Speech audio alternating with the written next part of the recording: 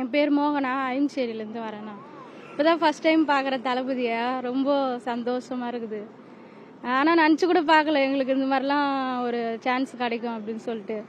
ரொம்ப இதுவாக இருக்குது, எக்ஸைட்டிங்காக இருக்குது.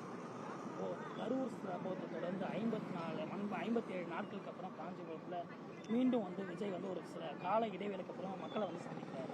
ஏற்கனவே பரந்தூர் மாலை திட்டத்தில் முதல் முறையாக கட்சி ஆரம்பிச்சு முதல் முறையாக காஞ்சிபுரத்தில் தான் மக்கள் சந்திப்பு தொடங்கினார். இப்போ சேலத்தில் பெர்மிஷன் கேட்டிருக்காரு, ஆனால் சேலத்தில் கிடைக்கல. காஞ்சிபுரத்தில் கிடைச்சிருக்கு. காஞ்சிபுரத்தில் உள்ளரங்களை சந்திக்கிறது கேட்பாங்க. 2வது வாட்டி மக்களை காஞ்சிபுரம் சந்திக்கிறீங்க, எப்படி பார்க்குறீங்க?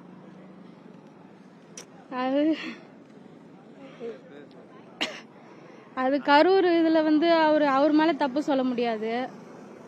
இருந்தாலும் ஒரு ஆசையில் தான் தளபதியை பார்க்கணுன்ற ஒரு எண்ணத்தில் தான் வந்திருக்கிறோம்.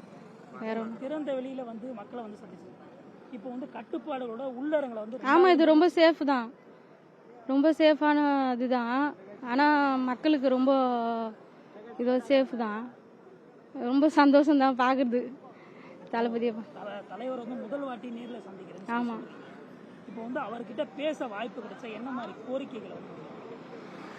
அதான் இந்த கட்சி ஆரம்பிச்சிலேருந்து அவர் தான் ஜெயிக்கணும்னு எங்களுக்கு ஆசை தான். அவருக்கு தான் எங்கள் ஓட்டே அவருக்கு தான் போடணும்னு இருக்கும். அதான் ரொம்ப சந்தோஷமா இருக்குது. அவர் வரணும்னு தான் ஆசை.